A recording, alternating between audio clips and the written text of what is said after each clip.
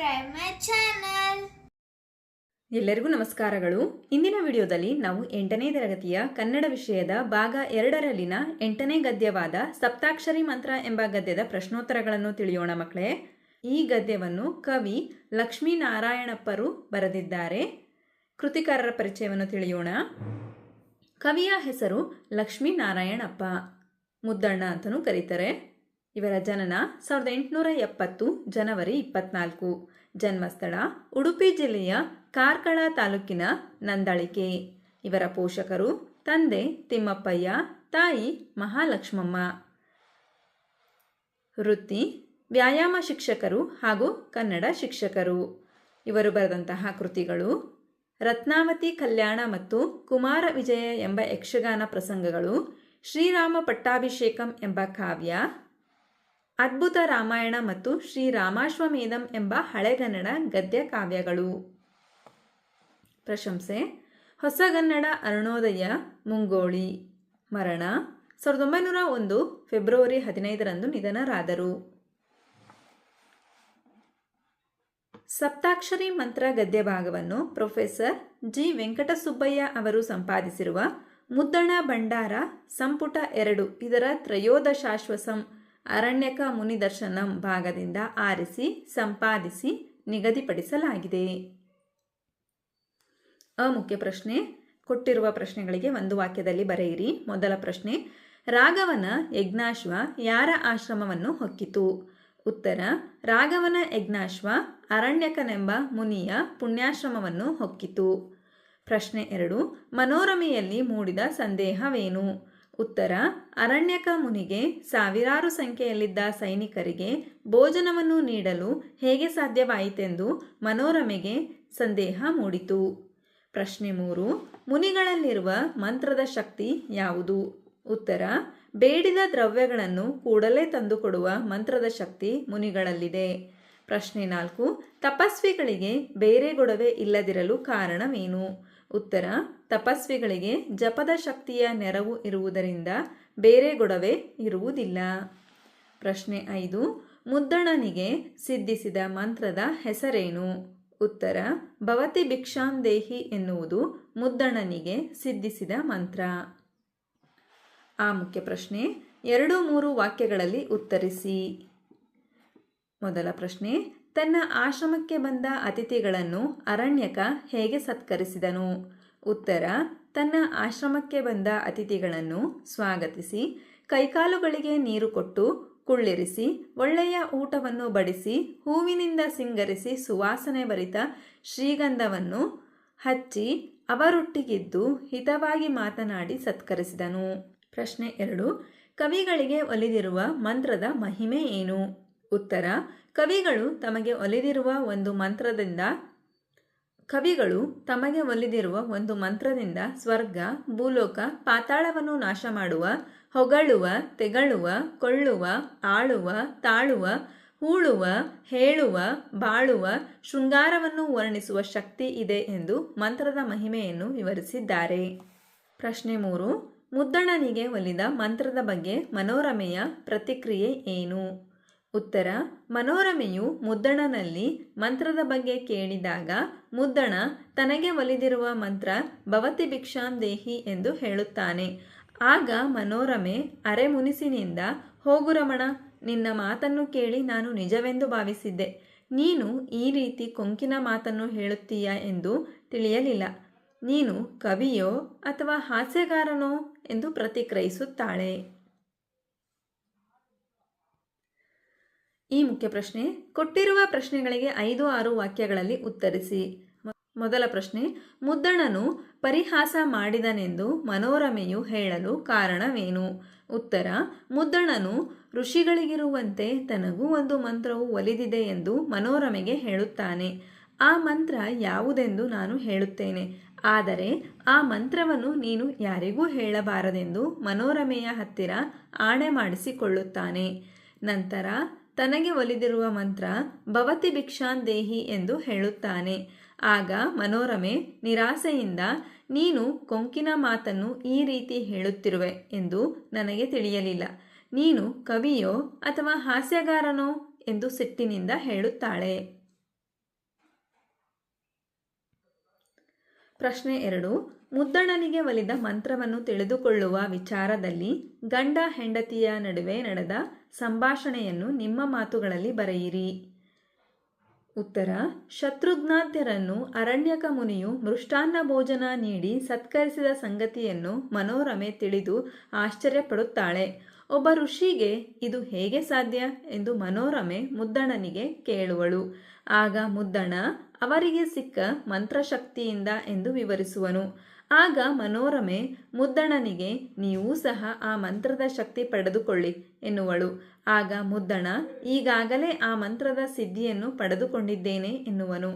ಆಗ ಮನೋರಮೆ ಅದು ಯಾವ ಮಂತ್ರ ಎಂದು ಕೇಳಿದಾಗ ಮುದ್ದಣ ನಾನು ಆ ಮಂತ್ರವನ್ನು ಹೇಳುತ್ತೇನೆ, ಆದರೆ ನೀನು ಅದನ್ನು ಯಾರಿಗೂ ಹೇಳಬಾರದು ಎಂದು ಹೇಳುವನು. ಆಗ ಮನೋರಮೆ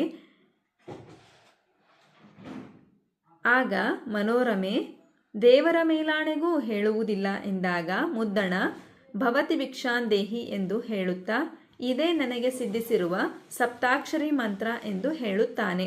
ಆಗ ಮನೋರಮೆ ನಿರಾಸೆಯಿಂದ ನೀ ಹೇಳುವ ಮಾತು ನಿಜವೆಂದು ತಿಳಿದಿದ್ದೆ. ನಿನ್ನ ಕೊಂಕು ನುಡಿಯನ್ನು ನಾನು ಅರಿಯದಾದೆನು.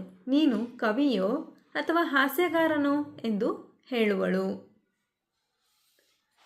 ಈ ಮುಖ್ಯ ಪ್ರಶ್ನೆ ಕೊಟ್ಟಿರುವ ಪ್ರಶ್ನೆಗಳಿಗೆ 8-10 ವಾಕ್ಯಗಳಲ್ಲಿ ವಿವರಿಸಿ. ಮೊದಲ ಪ್ರಶ್ನೆ. ಶತ್ರುಘ್ನಾದ್ಯರನ್ನು ಅರಣ್ಯಕನು ಸತ್ಕರಿಸಿದ ವಿಚಾರದಲ್ಲಿ ಮುದ್ದಣ ಮನೋರಮೆಯರ ಮಧ್ಯೆ ನಡೆದ ಸಂಭಾಷಣೆಯನ್ನು ನಿಮ್ಮ ಮಾತುಗಳಲ್ಲಿ ಬರೆಯಿರಿ. ಉತ್ತರ. ಅರಣ್ಯಕ ಮುನಿಯು ಶತ್ರುಘ್ನಾದ್ಯರನ್ನು ಮೃಷ್ಟಾನ್ನ ಭೋಜನ ನೀಡಿ ಸತ್ಕರಿಸಿದ ಸಂಗತಿಯು ಉತ್ತರ.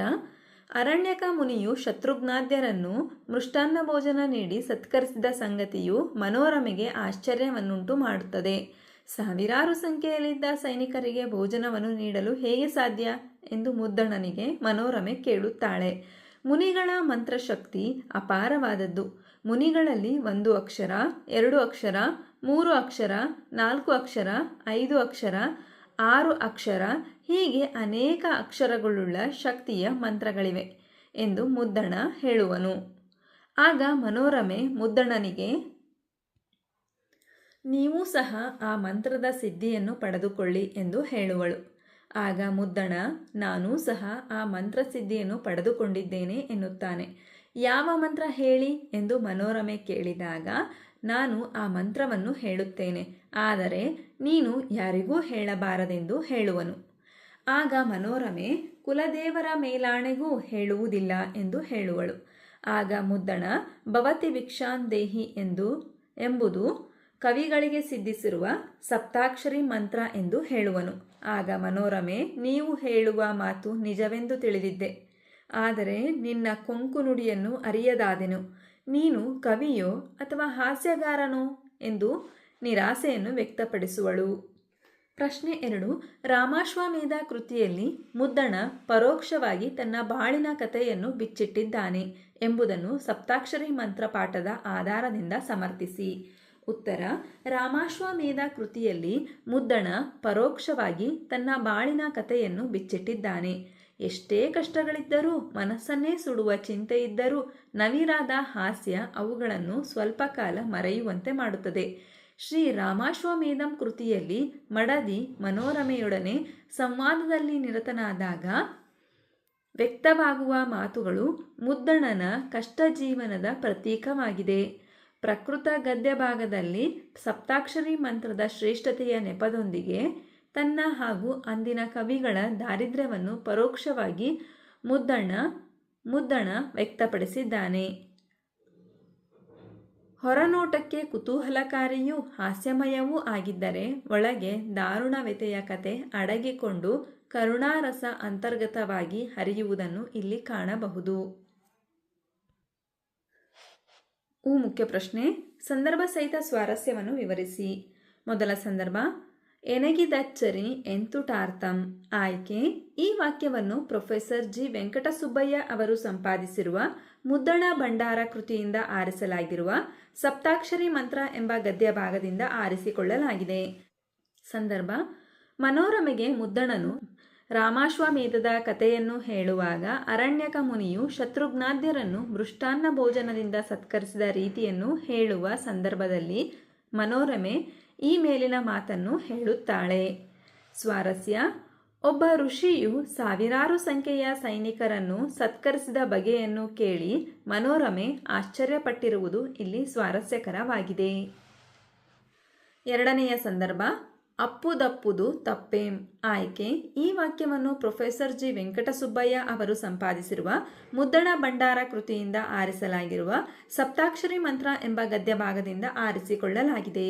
ಸಂದರ್ಭ: ಅರಣ್ಯಕ ಮುನಿಗಳು ಸಾವಿರಾರು ಸೈನಿಕರನ್ನು ಸತ್ಕರಿಸಿದ ಬಗೆಯನ್ನು ಮುದ್ದಣ ತಿಳಿಸಿದಾಗ ಮನೋರಮೆ ತಪಸ್ವಿಗಳಿಗೆ ಜಪದ ಶಕ್ತಿಯ ನೆರವು ಇರುವುದರಿಂದ ಬೇರೆ ಗೊಡವೆ ಇರುವುದಿಲ್ಲ ಎಂದು ಹೇಳುವ ಸಂದರ್ಭದಲ್ಲಿ ಈ ಮೇಲಿನ ಮಾತನ್ನು ಮುದ್ದಣ ಹೇಳುವನು. ಸ್ವಾರಸ್ಯ: ತಪಸ್ವಿಗಳಿಗೆ ಮಂತ್ರಗಳ ಶಕ್ತಿ ಇರುವುದರಲ್ಲಿ ತಪ್ಪೇನೂ ಇಲ್ಲ ಎಂದು ಮುದ್ದಣ ಸಮರ್ಥಿಸಿರುವುದು ಇಲ್ಲಿ ಸ್ವಾರಸ್ಯಕರವಾಗಿದೆ. ಮೂರನೆಯ ಸಂದರ್ಭ: ಎಮ್ಮವರೊಂದಿರಕ್ಕೆ ನಗುವ. ಆಯ್ಕೆ: ಈ ವಾಕ್ಯವನ್ನು ಪ್ರೊಫೆಸರ್ ಜಿ ವೆಂಕಟಸುಬ್ಬಯ್ಯ ಅವರು ಸಂಪಾದಿಸಿರುವ ಮುದ್ದಣ ಭಂಡಾರ ಕೃತಿಯಿಂದ ಆರಿಸಲಾಗಿರುವ ಸಪ್ತಾಕ್ಷರಿ ಮಂತ್ರ ಎಂಬ ಗದ್ಯ ಭಾಗದಿಂದ ಆರಿಸಿಕೊಳ್ಳಲಾಗಿದೆ. ಸಂದರ್ಭ: ಅರಣ್ಯಕ ಮುನಿಗಳು ತಮ್ಮ ಮಂತ್ರಶಕ್ತಿಯಿಂದ ಸಾವಿರಾರು ಸೈನಿಕರನ್ನು ಸತ್ಕರಿಸಿದ್ದಾರೆ ಎಂದು ಮುದ್ದಣ ಹೇಳಿದಾಗ ನೀವು ಸಹ ಈ ರೀತಿಯ ಮಂತ್ರಶಕ್ತಿಯನ್ನೇಕೆ ಪಡೆಯಬಾರದೆಂದು ಮನೋರಮೆ ಕೇಳಿದಾಗ ಮುದ್ದಣ ಮುಗುಳ್ನಗೆಯಿಂದ ಏನು ನಮ್ಮಂತಹ ಕವಿಗಳನ್ನು ಕಂಡರೆ ನಗು ಬರುತ್ತದೆಯೇ ಎಂದು ಈ ಮೇಲಿನಂತೆ ಹೇಳುವನು. ಸ್ವಾರಸ್ಯ: ಹೊರನೋಟದಿಂದ ಹಾಸ್ಯಮಯವಾಗಿ ಕಂಡರೂ ಸಹ ಕವಿಗಳ ಪರಿಸ್ಥಿತಿಯ ದಾರುಣವೆತೆಯು ಇಲ್ಲಿ ಸ್ವಾರಸ್ಯಕರವಾಗಿದೆ. ನಾಲ್ಕನೆಯ ಸಂದರ್ಭ: ಸಾಲ್ಗುಮಿ ಪರಿಹಾಸಂ. ಆಯ್ಕೆ: ಈ ವಾಕ್ಯವನ್ನು ಪ್ರೊಫೆಸರ್ ಜಿ ವೆಂಕಟಸುಬ್ಬಯ್ಯ ಅವರು ಸಂಪಾದಿಸಿರುವ ಮುದ್ದಣ ಭಂಡಾರ ಕೃತಿಯಿಂದ ಆರಿಸಲಾಗಿರುವ ಸಪ್ತಾಕ್ಷರಿ ಮಂತ್ರ ಎಂಬ ಗದ್ಯ ಭಾಗದಿಂದ ಆರಿಸಿಕೊಳ್ಳಲಾಗಿದೆ. ಸಂದರ್ಭ: ಮುದ್ದಣ ತನಗೆ ಸಿದ್ಧಿಸಿರುವ ಮಂತ್ರ ಭವತಿ ಭಿಕ್ಷಾಂದೇಹಿ ಎಂದು ಹೇಳಿದಾಗ ಮುದ್ದಣ ಸಾಕು ಮಾಡು ಈ ಹಾಸ್ಯವನ್ನು ಎಂದು ಮೇಲಿನಂತೆ ಹೇಳುವನು. ಸ್ವಾರಸ್ಯ: ಮುದ್ದಣ ಮತ್ತು ಮನೋರಮೆಯ ಮಾತುಕತೆಯಲ್ಲಿ ನವಿರಾದ ಹಾಸ್ಯವು ಕಷ್ಟವನ್ನು ಮರೆಯುವಂತೆ ಮಾಡಿರುವುದು ಇಲ್ಲಿ ಸ್ವಾರಸ್ಯಕರವಾಗಿದೆ. ಮುಖ್ಯ ಪ್ರಶ್ನೆ: ಮೊದಲೆರಡು ಪದಗಳಿಗಿರುವ ಸಂಬಂಧದಂತೆ ಮೂರನೆಯ ಪದಕ್ಕೆ ಸಂಬಂಧಿಸಿದ ಪದವನ್ನು ಬರೆಯಿರಿ. ಮೃಷ್ಟಾನ್ನ ಸವರ್ಣ ದೀರ್ಘ ಸಂಧಿ. ಒಡನಿರ್ದು ಇದು ಲೋಪ ಸಂಧಿ. ಕಾವ್ಯ ಕಬ್ಬ. ಆಶ್ಚರ್ಯ ಅಚ್ಚರಿ. ಮನ್ನಿಸಿ ಗೌರವಿಸಿ. ಭಾವಾನ್ನ ಶ್ರೀಗಂಧ. ಕುವೆಂಪು ಕುಪ್ಪಳ್ಳಿ. ಮುದ್ದಣ ನಂದಳಿಕೆ. ಪ್ರಾಯೋಗಿಕ ಭಾಷಾಭ್ಯಾಸ. ಮುಖ್ಯ ಪ್ರಶ್ನೆ: ಕೊಟ್ಟಿರುವ ಸಮಾಸ ಪದವನ್ನು ವಿಗ್ರಹಿಸಿ ಸಮಾಸವನ್ನು ಹೆಸರಿಸಿ. ಗಮನಿಸಿ ಮಕ್ಕಳೇ. ಚಳಿಗಾಲ ಚಳಿಯ ಪ್ಲಸ್ ಕಾಲ. ಕರ್ಮಧಾರಯ ಸಮಾಸ. ಯಜ್ಞ ತುರಂಗ ಯಜ್ಞದ ಪ್ಲಸ್ ತುರಂಗ ತತ್ಪುರುಷ ಸಮಾಸ. ಬಾಯಿ ಉಪಚಾರ ಬಾಯಿಯಿಂದ ಪ್ಲಸ್ ಉಪಚಾರ ತತ್ಪುರುಷ ಸಮಾಸ. ಸವಿಗೋಳು ಸವಿಯಾದ ಪ್ಲಸ್ ಕೂಳು ತತ್ಪುರುಷ ಸಮಾಸ. ಮೃಷ್ಟಾನ್ನ ಮೃಷ್ಟವಾದ ಪ್ಲಸ್ ಅನ್ನ ಕರ್ಮಧಾರಯ ಸಮಾಸ. ಏಕಾಕ್ಷರಿ ಏಕವಾದ ಪ್ಲಸ್ ಅಕ್ಷರಿ ದ್ವಿಗು ಸಮಾಸ. ಮೂಜಗ ಮೂರು ಪ್ಲಸ್ ಜಗ ದ್ವಿಗು ಸಮಾಸ. ಸಪ್ತಾಕ್ಷರಿ ಸಪ್ತಗಳಾದ ಪ್ಲಸ್ ಅಕ್ಷರಿ ದ್ವಿಗು ಸಮಾಸ. ಈ ಗದ್ಯದಲ್ಲಿ ಬರ್ತಕ್ಕಂತಹ ಎಲ್ಲ ಪ್ರಶ್ನೆಗಳಿಗೆ ನಿಮಗೆ ಉತ್ತರ ಲಭಿಸಿದೆ ಅಂತ ನಾನು ಭಾವಿಸ್ತಾ ಇದ್ದೀನಿ. ಧನ್ಯವಾದಗಳು. ನಮ್ಮ ವಿಡಿಯೋ ಇಷ್ಟವಾದಲ್ಲಿ ಪ್ಲೀಸ್ ಸಬ್ಸ್ಕ್ರೈಬ್ ಮಾಡಿ, ಲೈಕ್ ಮಾಡಿ, ಶೇರ್ ಮಾಡಿ, ಪ್ರೋತ್ಸಾಹಿಸಿ.